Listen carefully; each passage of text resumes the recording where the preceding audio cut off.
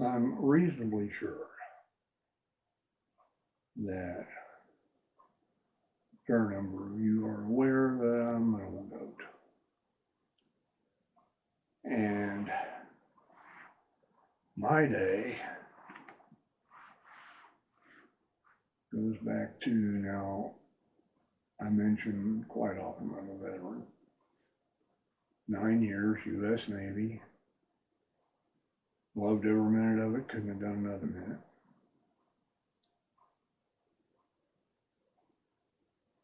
But I'm what's considered a Vietnam era veteran.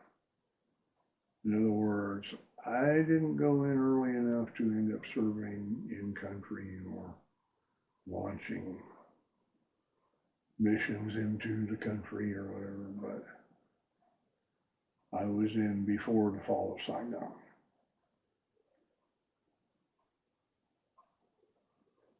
And therefore could have ended up dealing with missions into the country for the evacuation of the embassy and whatnot. I didn't, but could have. But growing up during the Vietnam conflict, now let's face it, I remember it very well.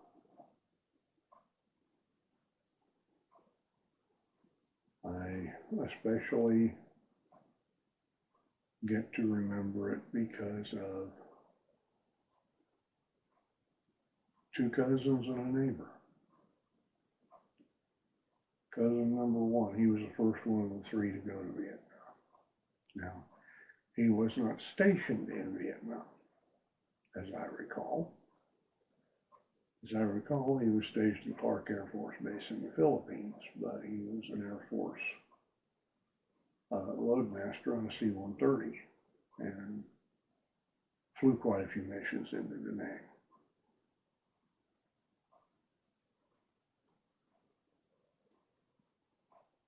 His younger brother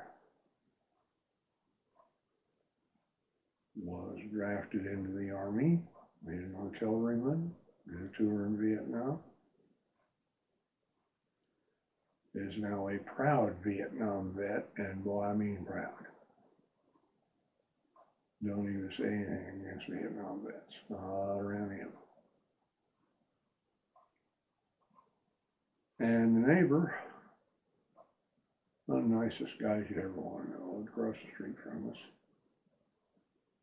He too was drafted, sent to Vietnam. He got shot in the head. Now, that didn't kill him, although it contributed to the fact that he died a lot younger than he probably would have otherwise. That didn't kill him, but it did leave him with brain damage that caused him to be unable to work and care for himself and all that.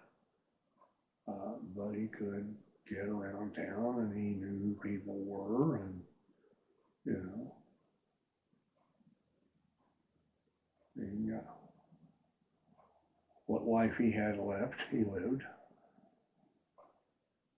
pretty much on his own terms.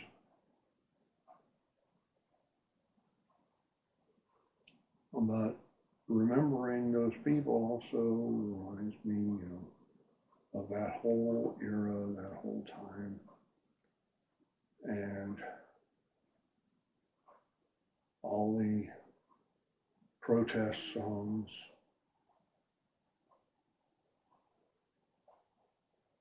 War is not the answer.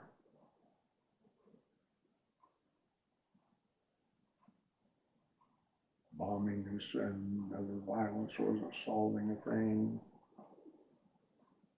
Those were not necessarily the exact lyrics, but those are the meanings.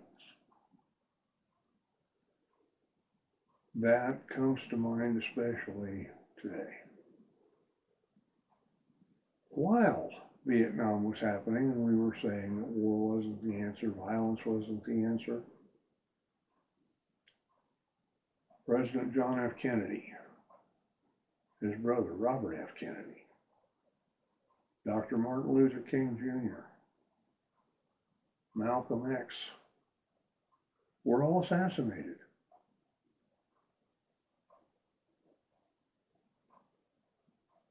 Rather interesting. Violence wasn't the answer. Why was all that going on? Well, the problem is, violence still isn't the answer. Now, war is sometimes necessary. War is between countries. And a country may have to defend its borders, it may have to defend its people. I look at what's going on in Iran right now. Well, if we let Iran get a nuclear weapon, those people are just nutty enough to use it. And they might not just use it on Israel, like, we should care anyway. Israel has been a very good friend to us since their inception in 1948, but they probably wouldn't just use it on Israel. After all, they call Israel the little Satan. We're the great Satan. So where do you think they'd really want to use the nuclear weapon if they had it? New York City, Washington, D.C.,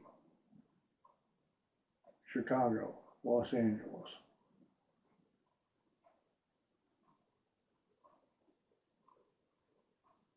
We can't let them have a nuke. So this is a country-to-country situation. And war was deemed necessary by our leaders. Okay, fine. Then let's get it done and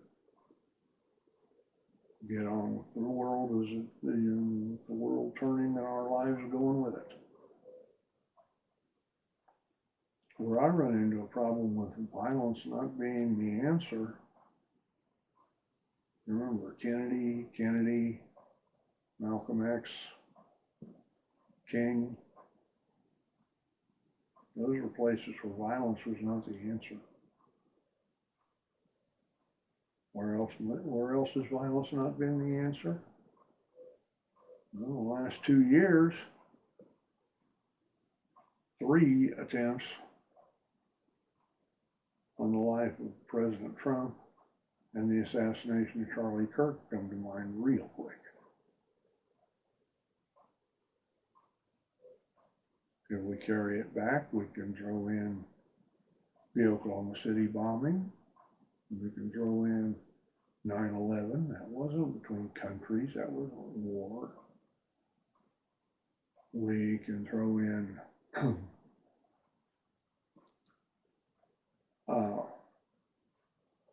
3 more attempts that were made on President Trump during his 2016 campaign and first term in office. We can go back to attempt on President Reagan. We can go back to a couple of attempts on President Ford.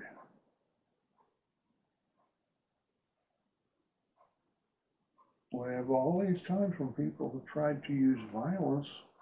We can go back to the Unabomber. And we have all these times when people have tried to use violence to settle what? When they got a little bit of a grievance against somebody, so then we take everybody that's like that, or what? How do we work this out? Because if you go back to the Unabomber,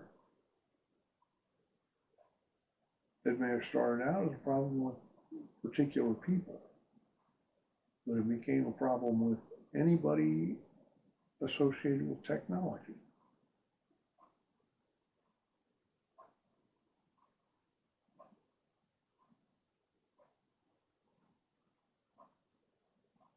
And, these various mass shootings that we've had, those have generally started as I have a problem with one person. The first school shooting I ever heard of happened in Goddard, Kansas, back, I think, in the 80s. I remember right. and the kid had a problem with one or two people. Some other kids have been bullying him, so he goes home, gets his dad's M1,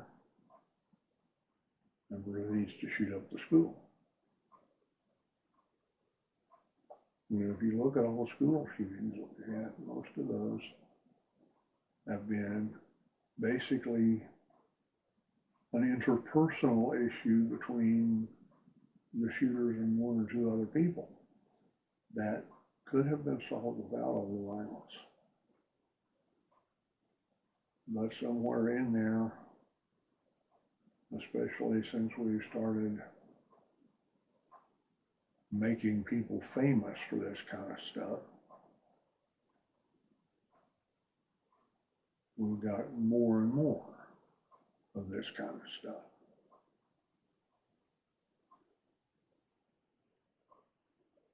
But the violence isn't the answer. If our country goes to war with another country, we just basically have to trust our leadership that that's what they think is right. Now, that doesn't mean we have to think it's right. That doesn't mean that we have to sit and say, yeah, okay, go right ahead in my name. You know, we have the right to protest, and protest we should. But that's protest. That's not the side you're going to assassinate somebody, or you're going to shoot up a gathering, or run a car into a parade, or whatever. The violence isn't the answer. Quit killing people. Try talking to them just once.